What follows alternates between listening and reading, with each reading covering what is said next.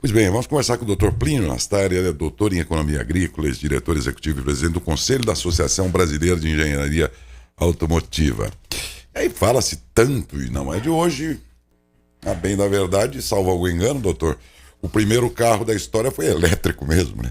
Mas nunca se falou tanto e com tanta veemência e com tanta expectativa de que boa parte da frota logo logo estará sendo movida com o carro elétrico e tudo, como se fosse tão fácil, ao mesmo tempo desperta ironia, fica um tanto quanto estranho para o leigo como eu, né?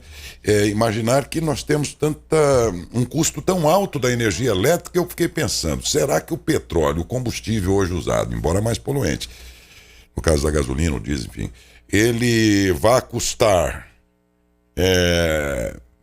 bem menos ou bem mais, a energia vai sair mais cara para alimentar esse carro.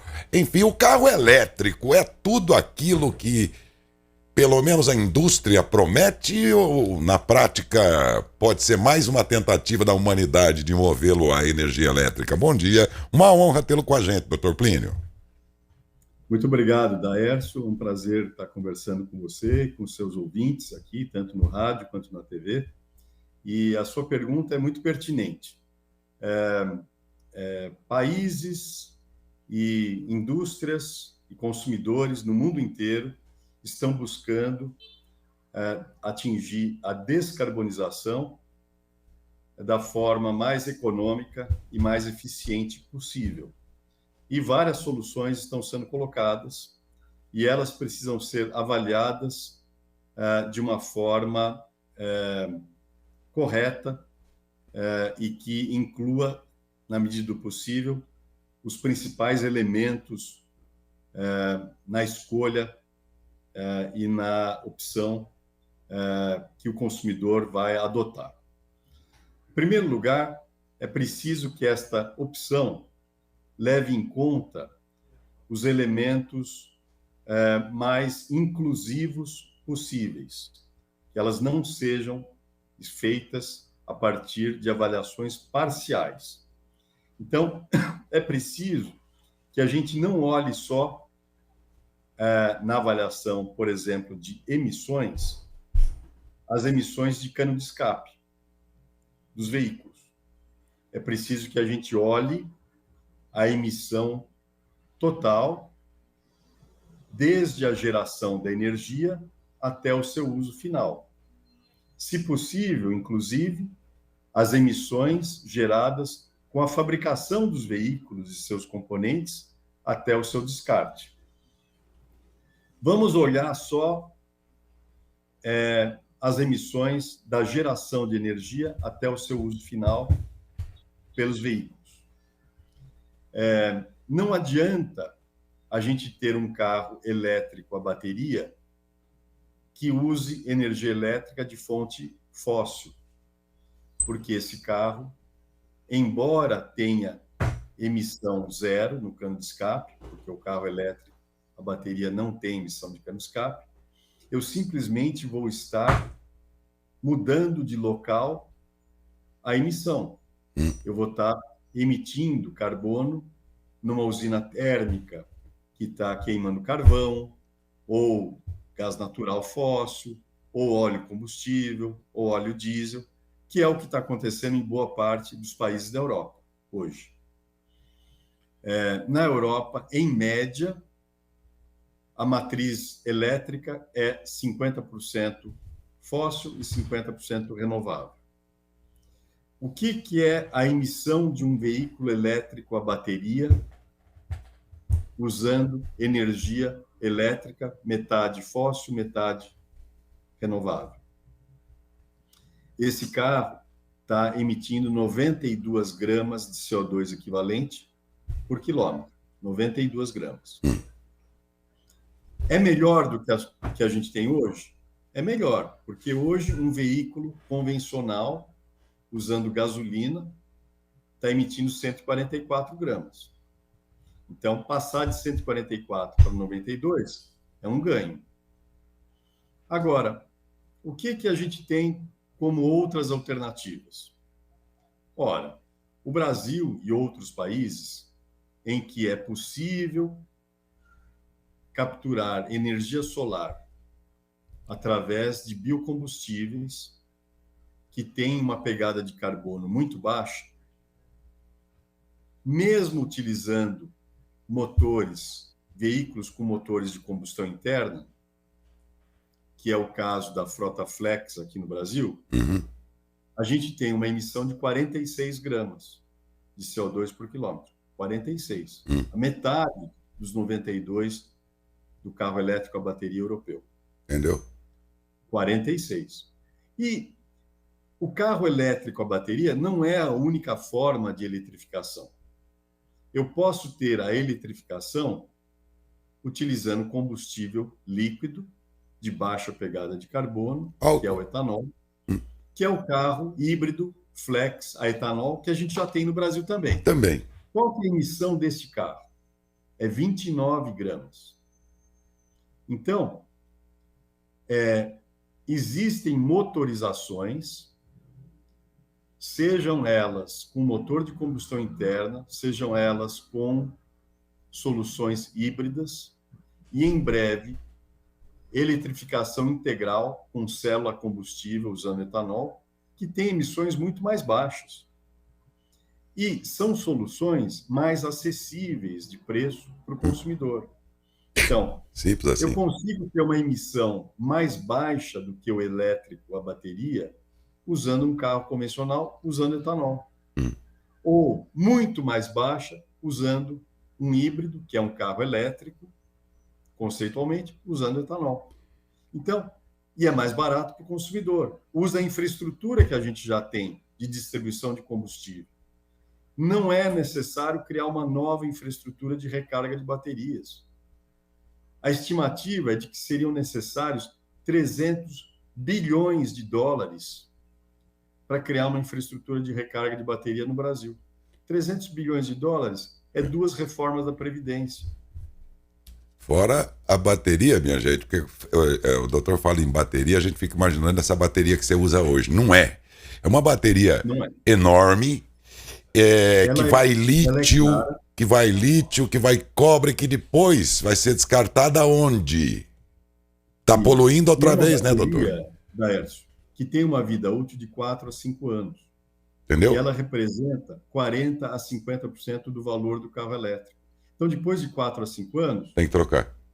O proprietário do carro elétrico precisa saber que ele vai ter que trocar o battery pack, pacote de baterias, e significa gastar mais 50% do valor do veículo que ele comprou 4, 5 anos atrás. E para o meio ambiente, para onde vai isso depois? Porque nós estamos falando de milhões de baterias gigantescas. Isso. E aí vai ter que descartar essa bateria. Então, que vai lítio, que vai cobre em grande quantidade, tudo mais, que é tudo poluente depois se você devolver para o meio ambiente. Raros, metais raros que implicam em mineração em áreas que você tem erosão. Então, se a gente leva em conta a emissão de carbono para a construção desse veículo a bateria, aí o carro a etanol, aí bate nele, assim, em termos de emissões, por larga margem. Então, são essas considerações que, neste momento, estão sendo tomadas ou levadas em conta para a escolha das opções que estão hoje à mesa. Então, alguns países, Daércio, não têm a possibilidade ou a vantagem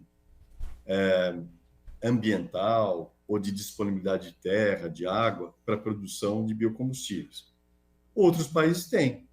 Então, o Brasil, a Índia, a Indonésia, as Filipinas, a Colômbia, a Argentina, o Paraguai, a Bolívia, são a América Central como um todo, a África como um todo, todos são países que têm condição de adotar esta solução. De novo, o Brasil é um país rico, se essa ideia é a melhor, né? Já temos tudo aqui.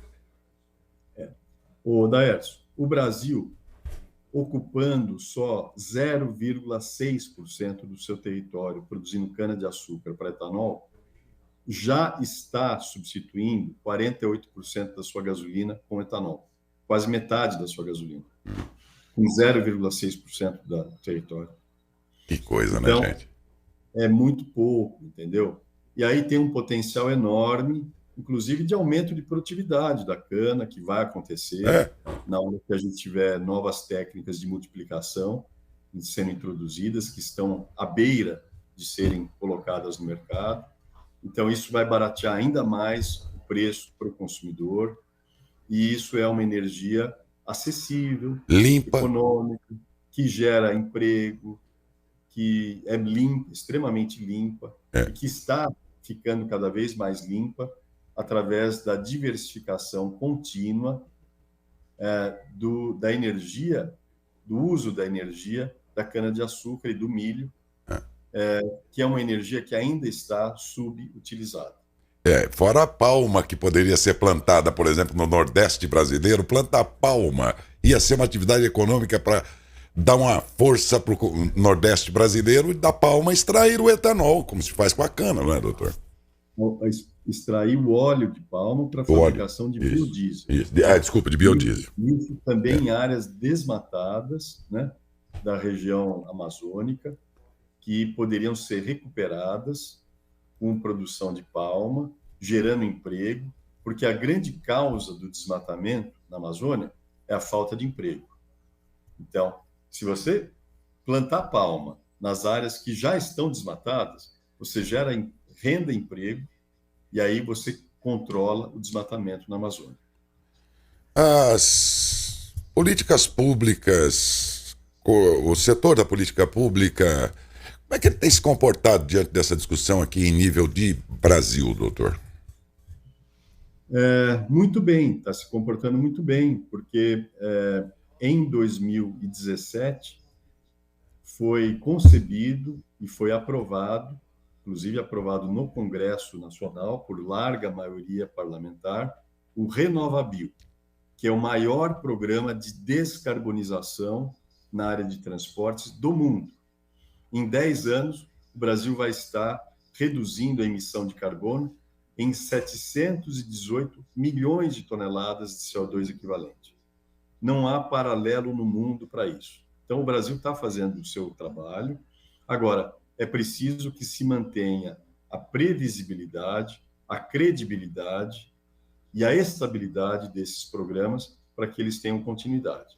Então, o governo está fazendo o seu papel, sim, aprovou, regulamentou, implementou o RenovaBio, que é um grande exemplo que o Brasil oferece ao mundo e que está sendo copiado agora em outros países. O Canadá está copiando o RenovaBio, os Estados Unidos estão copiando, outros países da Europa estão olhando para copiar, outros países da Ásia.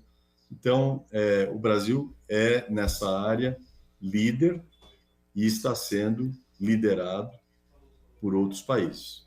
Não, o senhor não teme que um projeto tão bom quanto este tenha problemas de continuidade num país que não pensa numa geração inteira, mas pensa só a cada 4 anos? Eu sou muito otimista, Daércio, e eu acredito na boa vontade dos homens.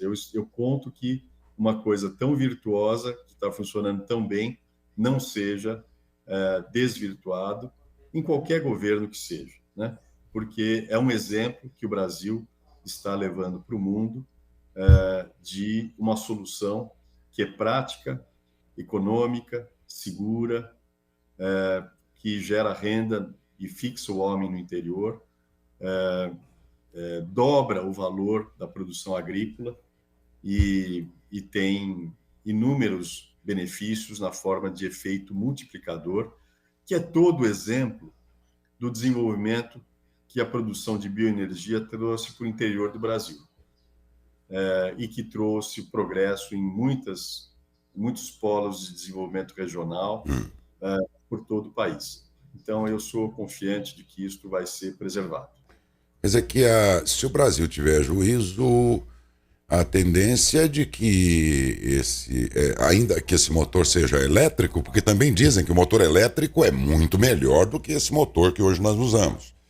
É verdade. Diz que é muito melhor, mas o problema é quem é que vai abastecê-lo de energia. Se nós temos essa possibilidade aí do etanol e tudo mais, como dito, o Brasil vai ter juízo tendo tudo já nas mãos aí para adotar essa ideia e escolher ela? Ô, Daércio, a eletrificação é inexorável.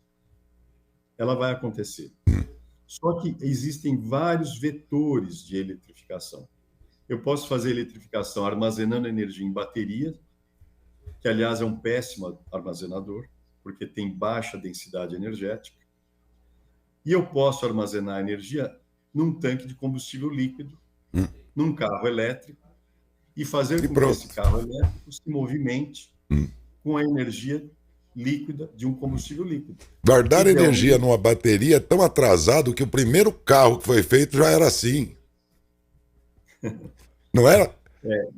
E aí foi substituído pela densidade energética dos combustíveis da gasolina. E a gente está agora, a transição é para combustíveis limpos, né? Então, na forma de etanol, de biometano, de metanol, de biodiesel, a gente está indo nessa direção. Tanto para transporte em terra, mar e ar. Uma aula com o Dr. Plínio Nastari, que eu repito, é difícil conseguir uma entrevista com ele. Nós tivemos esse privilégio quando disseram que ele estará disponível. Digo, mas que bênção. Muito obrigado por sua entrevista. Parabéns pelo seu trabalho que a gente acompanha através de postagens, de noticiários, enfim. E siga firme nesse propósito aí, que essa parte técnica, essa gente técnica, como o senhor, por exemplo, seja sempre ouvida antes das decisões políticas, de modo a que o contemplado maior seja a população, né? Pelos seus melhores valores em cada função e dentro desse setor. Parabéns pela sua notabilidade aí, doutor. Muito obrigado, e estamos sempre à sua disposição, dos seus ouvintes, e o objetivo é sempre exatamente esse, oferecer energia com confiabilidade, a baixo preço, a baixo custo para o consumidor, da forma mais eficiente, econômica e segura possível. Muito obrigado, Décio. Eu que agradeço, doutor Plínio, pela honra que o senhor nos concedeu aqui da entrevista, viu? Um abração, bom dia. Bom dia. Conversamos com o doutor Plínio Nastari, presidente do Conselho da Associação Brasileira de Engenharia Automotiva.